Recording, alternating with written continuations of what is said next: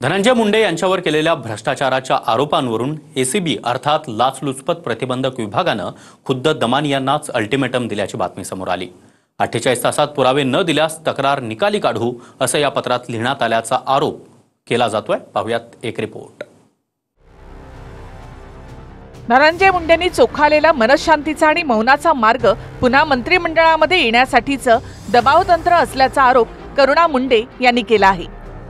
अनेक कारणांमुळे मागच्या काही दिवसांपासून धनंजय मुंडे सार्वजनिक स्थळी बोललेले नाहीत।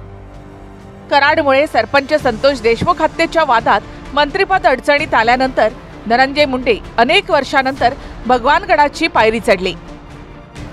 नंतर डोळ्याच्या आजारपणामुळे काही दिवस विश्रांती घेत असल्याचं त्यांनी सांगितलं। त्यानंतर बेल्स पाल्सीच्या आजारामुळे त्यांनी बोलण्यास नकार दिला। मंत्रिपद गेल्यानंतर मुंडेंनी काही दिवस इगतपुरीच्या विपश्यना केंद्रात ध्यानधारणा केली। तिथून परतल्यानंतर काल गोपीनाथ मुंडेंच्या पुण्यतिथीच्या निमित्तानं धनंजय मुंडे यांनी भाषण केलं नाही। दुसऱ्या दिवशी माजी मंत्री आरटी देशमुख यांच्या अस्थि विसर्जनासाठी धनंजय मुंडे नाशिकच्या रामकुंडावर उपस्थित राहिले। अस्थि विसर्जन आणि धार्मिक विधी पूर्ण झाल्यानंतर धनंजय मुंडे रामकुंडावरून रवाना झाले।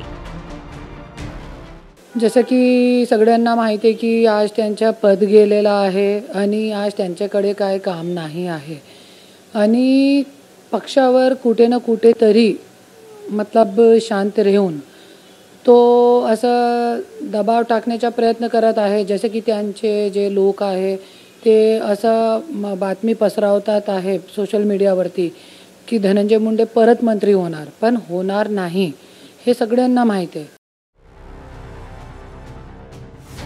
जेव्हा पंकजा मुंडेंकडे पद नव्हतं तेव्हा त्यांनी सुद्धा जशी शिवशक्ती यात्रा काढून राजकीय वनवास दूर केला त्याच प्रकारे यावेळी धनंजय मुंडे रणनीती आखतायत असा दावा करुणा मुंडेंनी केलाय। माहिती आहे अगोदर पण पंकजा ताई असा डिप्रेशन मध्ये गेली होती। 5 वर्ष त्यांच्याकडे काय काम नाही होता, तो त्यांनी एक शिवशक्ती यात्रा काढली होती।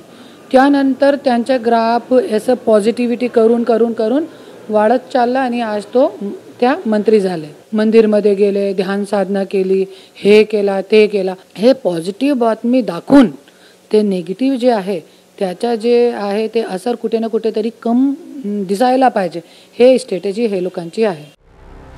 दरम्यान मुंडेंच्या काळात कृषी विभागामध्ये 275 कोटींच्या घोटाळ्याचा आरोप अंजली दमानिया यांनी केला होता।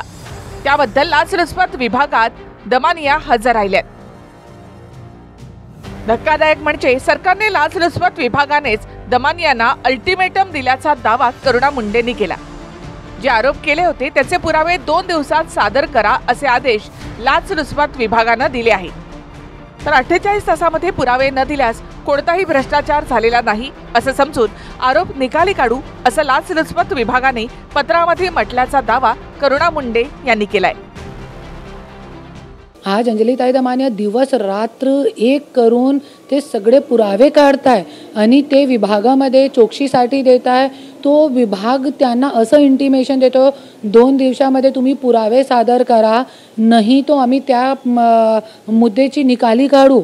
हे खूप लाजास्पद गोष्ट आहे आणि एक महिला आणि त्यांचं काम नाहीये, हे विरोधी पक्ष जे नेते आहे त्यांचं काम आहे, शासनाचे काम आहे। कसं झालं मला तेव्हा जेव्हा ते परवा पत्र मिळालं आणि वाचून मला खरंच धक्का बसला की मी 2 महिन्यापूर्वी त्यांना जी माहिती पाठवली त्याच्यावर मला जर बोलवण्यात आलं आणि 2 दिवसात हजर व्हा नाही तर तुमचा अर्ज निकाली काढण्यात येईल, तर पहिला गेल्या प्रश्न मी हाच विचारला की असं पत्र तुम्ही का पाठवलं।